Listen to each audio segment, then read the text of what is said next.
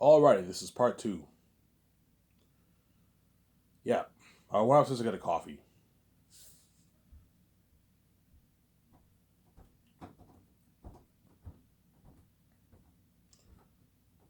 Yeah, so the Wachowski sisters, I'm going to pay them. First movie, I'll pay them out. No, I can pay them a good 16.5 million. They're worth like 100 million each. Around there. The first movie, I can pay them 17 million. And I'll give them like a 4 or 5 mil bonus. Um, and I'll pay their salary. I'll pay out of my pocket. That way, it does not affect the 670 million salary. Obviously, pay them like 17 million for the first movie, or 60 point. Pay them 60.5, 60.5 mil base salary, and you pay them a 5 mil bonus for pre-production. It's a good deal for them, and you give them 1.5 mil post-filming bonus, and I'll give them $50 million of the profits and 0.01% of the merch sales, which is a couple $1 million. It's a good deal for them. In the second movie, I can pay them 18.5 million. Give them a nice 6 mil bonus. 6.5 mil bonus around there. 1.5 post-filming bonus, and you give them $55 million of profits. So I'm saying that's a good deal for them. In the third movie, you can pay them their 20 million and give them a 7 mil signing bonus. So $27 million deal, and you give them 1.5 mil post-filming bonus. Obviously, yeah. Or for the third movie, I can give them like a 3.5 mil post-filming bonus, a higher bonus. So they sign like a $30 million deal with in combined earnings for the third movie. 20 million salary, 7 million bonus, 3.5 mil post-filming bonus. For the first two movies, you give them 1.5 million. In the last movie, you give them 3.5 post-filming bonus. So they sign like a $30 million deal, and you give them 0.01% of the merch for the third movie. I'm not going any higher than 0.01 for the merch. Like $3 million is good enough for the merch. I'm not going to let you do. I'm already paying you more than money. And in the third movie, you give them $60 million of the profits, or 0.1%. Some Sarah. You give them a flat 60. So you raise their royalty amount by 5 million per movie. That way they won't be off. 50 million for the first one, 55 million for the second, 60 million for the third. They don't. That's a good deal. They don't make that in Hollywood. My guys, you don't make this money in Hollywood. This is my final offer, man. If you want like $100 million, I'm not going to pay you $100, man. I have my 17 to pay. I have my actors to pay. It's not just about you. And for your royalty amount deal, I'm not going to have it be conditional. I'll give you get your 0.1. You get your 0.1, or you get your 50 million. Chances are they're going to be, Ivan, just pay me the flat $50 million. Yeah, because what 0.1% might be less. It might be 48 million. There. Ivan, just give me the flat 50. Give me the flat 55. Give me the flat 60. Yeah, it's a good deal for the Wachowski sisters. Because the Wachowski sisters are big, but they're not as big as actors like Scarlett Johansson and Ben Affleck. I'm saying, but they're big. They're worth like 100 million each, and it's pay them a lot of money, but don't let them rip you off. What I'm paying you guys is good enough. That's one reason why they'll be on board, because I offer them a deal they can't refuse, a deal that the money they don't even make in Hollywood. Yeah, Ivan, that's a good deal. You know what I'm saying, Ivan? What about the games? Are you going to give me a piece of that? I'm like, guys, the only way I'm going to pay you for the games is if you write the script. Yeah, Ivan, I want to write, because I heard the Wachowski sisters they wrote Path of Neo, obviously. My guys, I can't have you work on the game and work on the movie. You're going to be distracted and stressed out. I need you focused on the movie. I'll hire my own team. I'll hire what? Epic Games and my own storyboard team to do the games. There.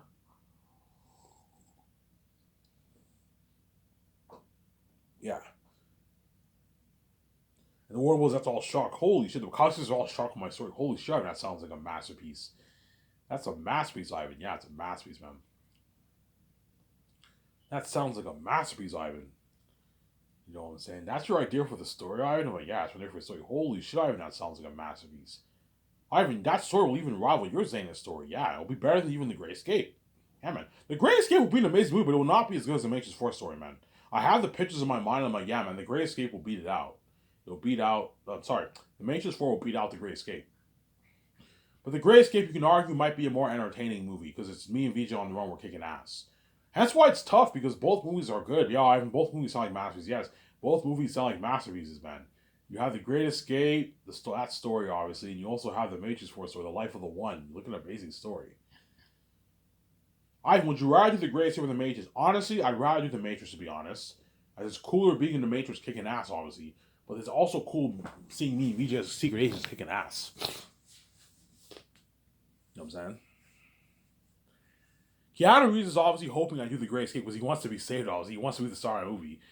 Whereas Michael B. Jordan and Brie Larson, all them, are hoping I do the Matrix, obviously, because they want to be safe for 3 movies.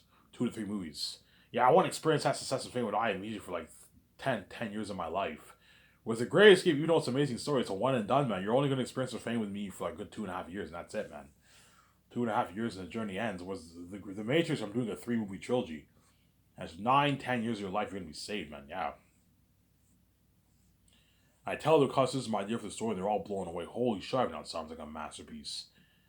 It's a masterpiece. Yeah, man. It's a masterpiece.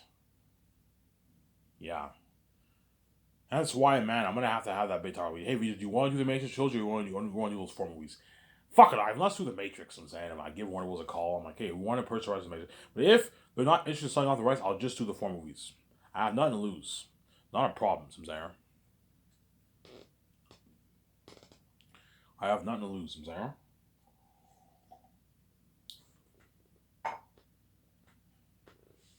Yeah. I have none to lose.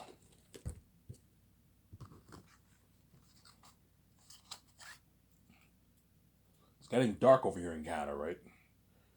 Yeah, 5 o'clock, usually in Canada, when it's close to wintertime, it gets dark. I don't have the lights on in my room.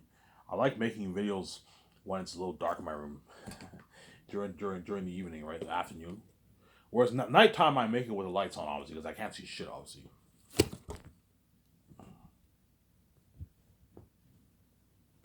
Yeah. Yeah, man. You're looking at an amazing movie. And you guys, what? Already heard my story. Yeah, you're looking at an amazing story for The Matrix. Ivan, how do you do it, man? All your movies telling masters. Yeah, because I'm born with a gift, man. I know how to tell a good story. I'm born with a gift. That's what I'm saying. Ivan, will you write the Matrix script? Yes, the Matrix script, I want to write that. I want to be involved in the writing process. I know Kyle Sisters will help me out.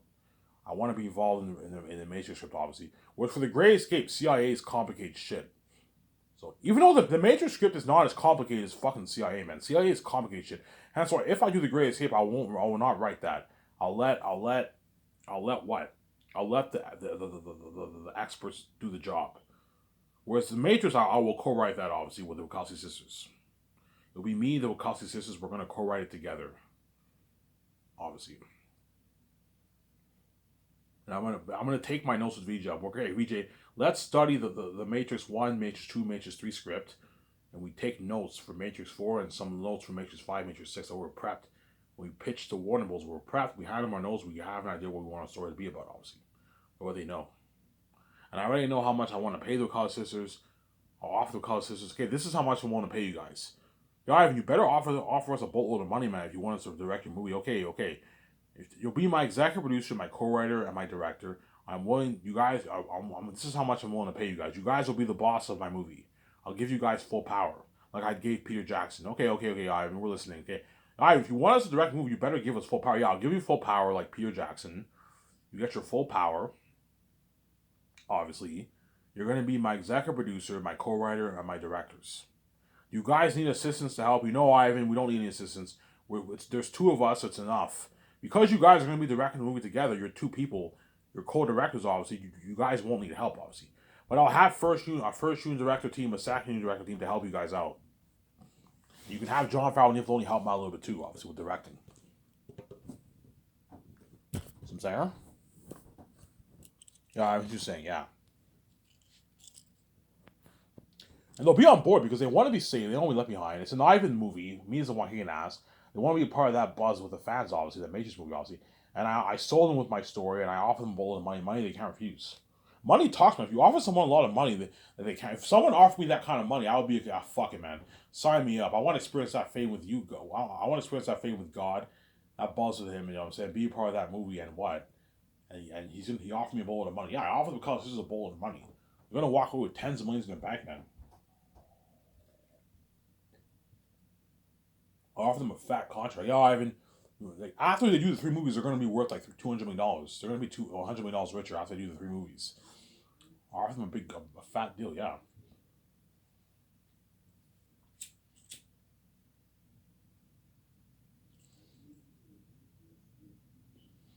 it's guaranteed. Let's say if I do the Matrix, obviously, me and VJ decided to do the Matrix. I had that talk with John Favreau and okay, Ivan, we're going to do the Matrix. Okay, guaranteed the Zayas actors and Peter Jackson are going to ask you, Ivan, what movie do next? You know what I'm saying?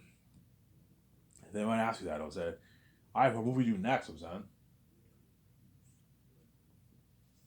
But yeah, guys, you want to know? Yeah, we want to know. Yeah, I'm doing the Matrix.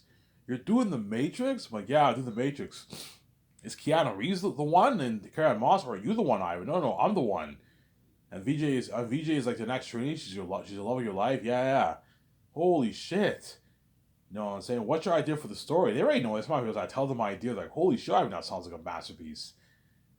You know, so how much are you making it for? Yeah, I'm gonna make it for a good $6-7 million. Holy shit, Ivan. You're looking at better technology than the original Matrix, Ivan. Yeah. And I even movie item like, no, guys, you're not good for the Matrix, man. It might be Ivan. It's not fair. Like you're saving those Matrix actors for like 9 years of their life, and you only save this for 4 years. Like it's not fair, Ivan. You know, and that's why they're gonna beg. Obviously, Ivan, I want to be in that Matrix trilogy, man. You know, so my guys, you're not good for the Matrix. I'm not gonna sign you for the Matrix, man. You're not good for the Matrix. You were good for Zayn, you're not good for the Matrix. Yeah. But those Zayn's actors will envy the Matrix actors a little bit, obviously, because they know the Matrix actors are gonna be saved for like 3 movies. 9, 10 years of their life, man. It's a long time. I told you the 9, 10 years are gonna go by so fast for the Matrix. It's gonna go by fast, man. Whereas Zayn's, I'm only saving the actors for 3, 4 years of their life. But the Zayn's actors are luckier in the sense that they're gonna be a part of that story, and Airtime all of them are devils. They have crazy robots, but the Matrix will have crazy bots too, with the agents and all that stuff, the creepy agents. Yeah, man. Yeah. Ivan, can I direct your Matrix trilogy, Ivan? I'm like, no, Peter, you're not going to Matrix. Ivan, can I produce it? Sign me on as an executive producer. I'm more than happy to produce for a good $30 million, Ivan. You don't have to give me a piece of road. Just pay me a good $30 million. I'll gladly produce for you, Ivan.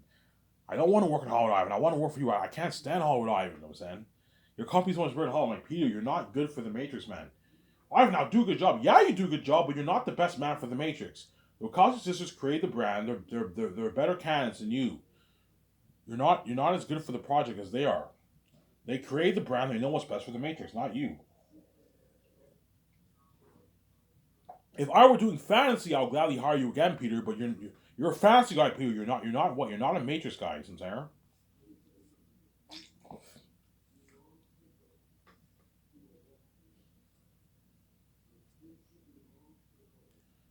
Yeah, guaranteed. If I do the Matrix, the Zayn's actors will envy the Matrix actors a little bit.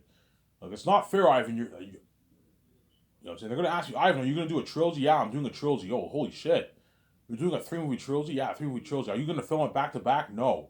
I'm gonna film it one at a time. Oh, those actors are lucky. They're gonna be signing they're gonna be signing multi movie deals. Yeah. You know, they're fucking lucky. You're gonna save them for like 9, 10 years of their life. Yeah, that's why they're gonna be. All right, I want to be in that Matrix trilogy. I'm like, guys, you're not good for the Matrix. You're good for Zayn. You're not good for the Matrix. Sarah. They was asking me, Ivan, how much money are you making your movies for? Yeah, I'm gonna put 670 million towards Matrix 4, 680 towards Matrix 5, and 690 towards Matrix 6. 670 million? I'm like, yeah, holy shit, Ivan. Like that's a revolutionization technology, Ivan. Not as good as Zayn's, but it'll be a revolutionization technology too, yeah. No movie has been made for that kind of money in Hollywood, Ivan. We can't afford that in Hollywood. We only make 150, 200 on budget movies, yes. Hence why the Matrix brand's better off in my hands. As I can afford to put almost $700 million towards each of the Matrix movies, man. $670 million, looking at unheard technology, unheard of world for the Matrix, Zion, unheard of action sequences, yeah. Really amazing quality, yeah, man.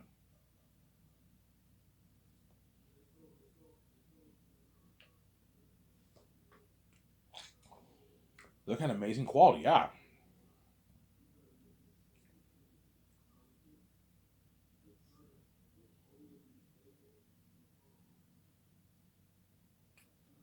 You're looking at amazing quality, yeah, man. That's why the Warner Bros. That's going to be shocked. And if they don't want to sell off the brand, I'm going to ask them, guys, let me ask you a sincere question. What is your plan going forward with the Matrix brand? Your Resurrection movie flopped. Your brand's not looking too good right now, man. What's your plan going forward? I know, saying the Matrix is you own the rights to the Matrix. It's your IP. It's your beloved IP. You don't want to get rid of it, obviously. You don't want to sell it off. Let me ask this question. Your Matrix Resurrection movie flopped. What is your plan going forward with the Matrix brand? All right, we might do a prequel with Michael B. Jordan or Trinity, you know what I'm saying? Okay, we might reboot the franchise. Okay, what story are you going to tell if we reboot the franchise? It's very tough to reboot the Matrix franchise. What story are you going to tell? Are you going to tell the same story? Yeah, we might tell the same story, but reboot it. You know what I'm saying? Reboot it, obviously. Like, rebooting the Matrix trilogy is not a good idea. The best thing to do for the Matrix trilogy is to do a sequel. You continue the story of what? Of the originals. Prequel idea is pretty good idea, but like it will not be that good. Chances are it will not be a great story if you do a prequel. What's your plan moving forward? Like, you guys cannot afford to make $460 million budget games and have full Unreal Engine 5 technology in your games. You can't afford it. If you do, you'll lose money or make very little profit. Obviously, you can't afford to make your Matrix movies for $670 million. You will lose money. But if I can afford it, I'll make my money back tenfold. Because I have the keys, I'm saying. The stupid keys, I'm saying.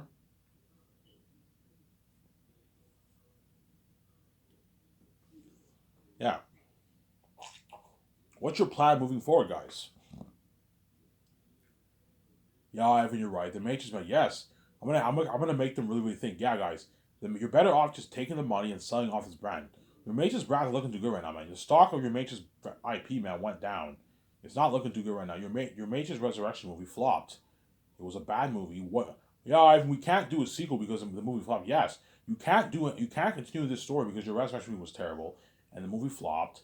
The only thing you guys can do is reboot the franchise or do a sequel or do a prequel. And I think that's a bad idea. I think the best thing to do is to continue the story. Have it be many years later, but it's a sequel. Do a sequel. And then a new one is born. Whereas the former one, Keanu Reeves died off season there.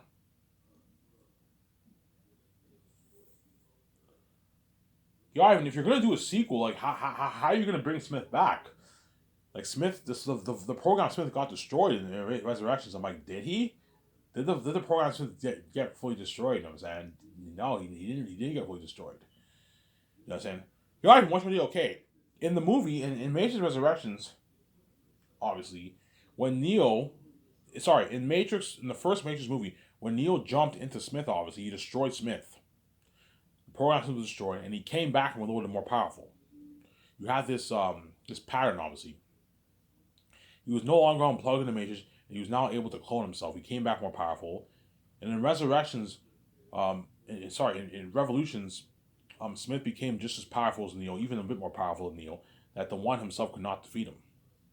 That's why Neo said the age of the program Smith has grown beyond your control. You cannot. He told the machines, you guys cannot. The Oracle, Smith became so powerful, he even overtook the Oracle. He turned the Oracle into Smith, obviously. So I'm saying, yeah, he grew so powerful that even the One himself couldn't defeat him because Keanu Reeves Neo was not the chosen one. He was not the lucky one like me. How does he come back? Okay, in the end of Reload, Revolutions, obviously, when Smith copies himself onto Neo, obviously, when the machines destroy the Neo Smith, obviously, the program Smith was destroyed, obviously, but it was a part of it was imprinted onto Neo, because Neo was now a part of Smith. Smith was a part of Neo. Remember in the end, he says, yes, Neo's spirit's still alive. He's smiling at us. Yes, even though Neo's body died, his spirit didn't really die. His spirit lived on, obviously. He has the source code of the One, obviously. And the program Smith was imprinted onto the One. That's why the program Smith was never fully destroyed. And that's how Smith is able to come back 80 years later. More powerful than what he even was before. Just like he came back and reloaded when Neo destroyed him in the first movie, he came back when Smith imprints himself onto Neo, and Neo was in Neo Smith, obviously, and the machines destroyed the Neo Smith. Smith is now able to come back 80 years later. Holy shit, you're creative. Yes, that's my idea. That's how he comes back, obviously. That's why Neo said the age of Smith has grown beyond your control. You cannot stop him, but I can. And if you fail, I won't. But Neo failed. Did Neo fail? Neo failed. Yeah, Neo could not defeat Smith because he was not the chosen one. You know what I'm saying? And that's why the Oracle told Neo, he says, you're cruder than I thought. I can see why she likes you. You know, saying not too bright though. Why did she say she's not too bright? Because he made a lot of errors. He jumped into Smith in the first movie, and Smith was able to come out more powerful. He was able to clone himself. He let Smith cop onto him. He took the door on the left when he could have taken the door on the right to save Zion. But his blinded love for Trinity made him choose the door on the left. Knowing Trinity would die, he still chose to save her in the Matrix. Neo was not a bright one. He was not. He was pretty stupid. Obviously, he made a lot of errors. I'm gonna put that in the movie. Yeah, even though Neo was very powerful, he was not too bright of a one. He made a lot of errors. He took the door on the right when he could take the door. He took the door on the left when he could take the door on the right to save Zion. He let Smith cop onto him. Revolutions. He thought he could defeat Smith, but he couldn't. You see what I'm saying? He what? He jumped into Smith in the first movie, and he destroyed the virus Smith, but the virus Smith was never fully destroyed. He came back more powerful and Reloaded. And that's why what? In Reloaded, when Smith is like Mr. Anderson, I'm saying, and you had that face, he was shocked. How the fuck did he come back? I'm saying, yeah. He's like, are you aware of our connection? Yeah. The moment Neo copies destroyed Smith, Smith became a part of him. He became connected to Neo. That's why in Reloaded, he's like our connection. You have the same similar example in the end of Revolutions. When Smith copies onto Neo, he became a part of Neo, imprinted onto Neo. The machines were able to destroy Smith, the Neo Smith, obviously. But the program Smith was imprinted onto Neo. It was never fully destroyed. That's why he was able to come back 80 years later into the Matrix, more powerful than he even was. That's my idea of how Smith comes back. There. Yeah. Holy shit, you're creative. That's a very creative. I'm not talking story. I know how to tell a good story. I am very creative. And you guys better enjoy this series while you can, man. Because once we think I'm peacing out, man, you're not going to be saved. Don't keep saying that. Yeah. So that's how Smith comes back. Yes. Ivan, that's a genius plot. Yeah, it's a genius idea of how Smith comes back, obviously.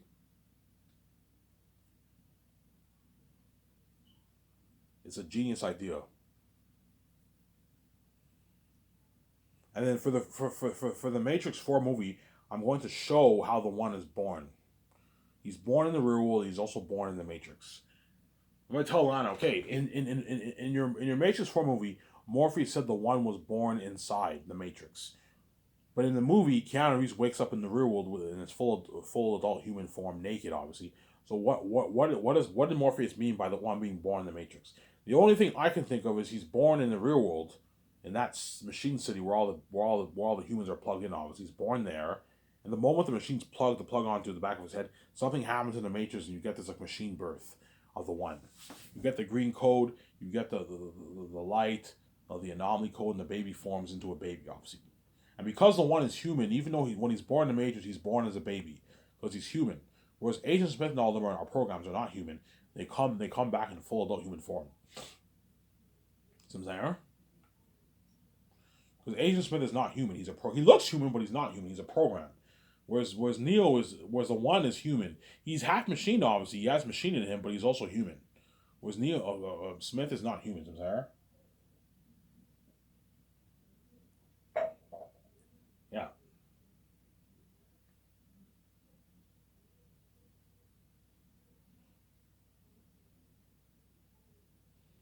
Smith is not human.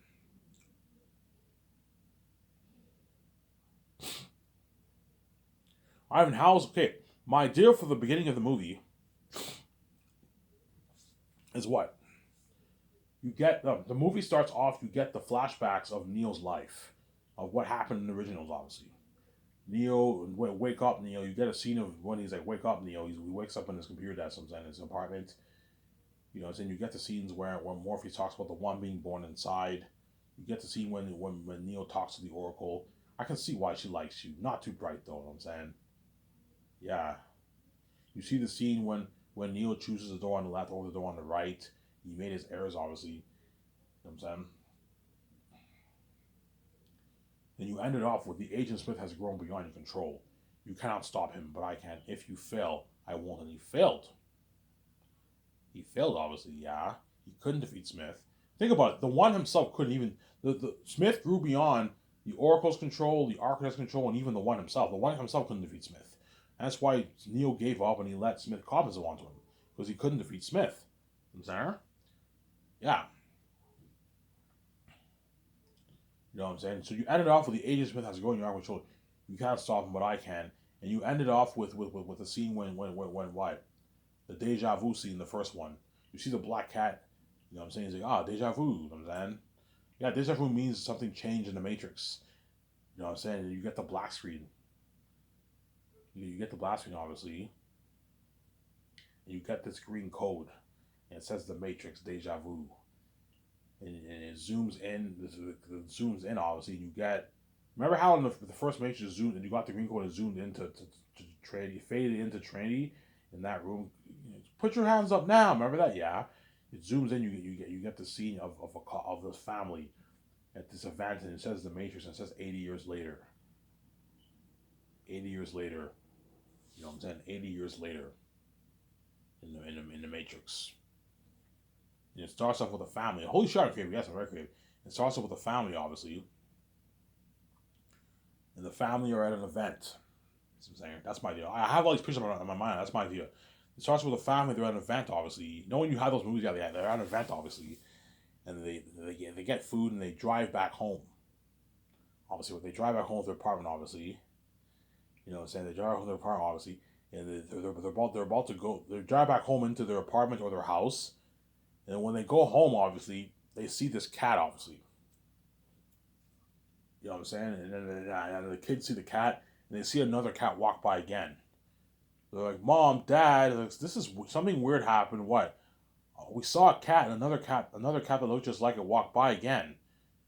You know what I'm saying? Yeah. And that's when you get the glitch in the Matrix. Something changes in the Matrix. And that's when Agent Smith formed. Agent Smith comes back into the Matrix with 2 or 3 other agents with him. He comes back with 3 other agents in the Matrix. You get this electricity, kind of like Terminator. You get this electricity forming, and you get this green code, and the program Agent Smith forms in human form, and he leans down, he's naked like Terminator, and he gets up, and like 3 other agents, something scary, and 3 other agents form behind him. Holy shit, I want to tell you a story, man. 3 other agents form behind him, obviously. Something like Terminator. Don't copy James Cameron's masterpiece, his Terminator 2, but have some similarities. You know what I'm saying? Have some similarities, obviously. You know what I'm saying? You got something cool like that, yeah. You know what I'm saying? Yeah. You got something cool like that, obviously. And when the agents form, you get this like creepy song like you got this and that's why I'm gonna make the Matrix movie like 14, 16 plus. It's a bit darker than the originals, obviously. The originals were pretty dark too. The first one was dark, man. I'm surprised it was PG. The first one should be like 14 plus, man. It was dark, man. The way they killed Neo like that was dark. It was PG-13. I'm like, yeah, this is 14 plus. This is not PG-13. You know what I'm saying? Whereas the third one and second one are not as dark, but the first one was dark. Was the darkest Matrix movie, obviously. It was pretty dark, obviously. Yeah, the agents form, obviously, and that's when you get this viral thing going on around the city. Everyone's like, "What the fuck happened?" You know, so like they open the door and like something changed. They see a brick wall, something changes in their house. Like, what the fuck is going on? Because a glitch happened, obviously. Smith is so powerful that when he comes back with his agents, something changes. Something changes happen in the Matrix, and this glitch happens in the Matrix. You know, so the glitch happens in the Matrix, and he comes back, and now you got this viral thing going on. Everyone's like, "What the fuck is going on?" And the agents form in the city, in the city, obviously, and everyone sees the agents. Holy shit, agents are back in the Matrix. They're all shocked, and so you got this scene where Smith goes with his agents to this clothing store, and they pick out their suits. Something cool like that, like Terminator, obviously. That's my idea. Holy shit, I'm creative. That's very creative. Here, look, sir, take whatever you want. Just please don't kill me, you know what I'm saying? And when Smith comes back into the Matrix, obviously, and 3 other agents form behind him, something creepy, obviously. The first thing Smith says is like, "I'm back." You know what I'm saying? He's like, "I'm back." You know what I'm saying? Even the One himself, "I'm back." I'm saying he looks around. He's like, "Any anomalies?" And the agents are like, "No anomalies." The last anomaly, the name was Thomas Anderson, also known as Neo, deceased 80 years ago. You know what I'm saying? And you say, holy shit, you're creative. That's very creative. You know what I'm saying? He's like, ha ha ha. You see the agents laughing, ha ha ha. Even Neo, the one himself, couldn't defeat me. You know what I'm saying? You know, he's like, yeah. So the first thing, the reason why Smith says any anomalies is because Smith knows the only one who can defeat him is the one.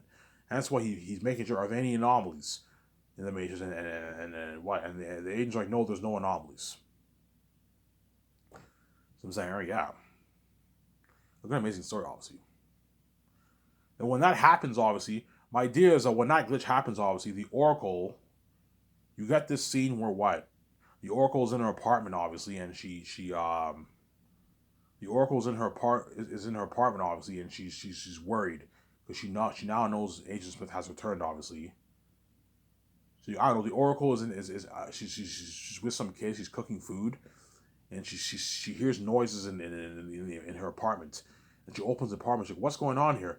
He's like there's something happened. Something weird's going on all over the city. I heard. You know what I'm saying? Like, what's going on? He's like, yeah. Something changed in my apartment. And so the Oracle is like, you know what's going on? She's like, I think I do. And she's like, Smith. And you get a scene where, I don't know, she takes her phone, she calls the architect up, and she meets the architect in the park. And she sits on the bench with the architect. You know what I'm saying? He's like, did you not hear? He's like, what? He's like, Agent Smith has returned with three other agents with him. You know what I'm saying? He's like, returning. He's like, if only Neo took the door on the right. You know what I'm saying? He says that. You know what I'm saying? He's like, he duped us. He duped us all. You know what I'm saying? Yeah, even the one himself couldn't defeat Smith. It seems that what I may have underestimated him. Didn't we all? You know what I'm saying? Yeah. He's like, what do we do? You know, I said there's only one thing we could do.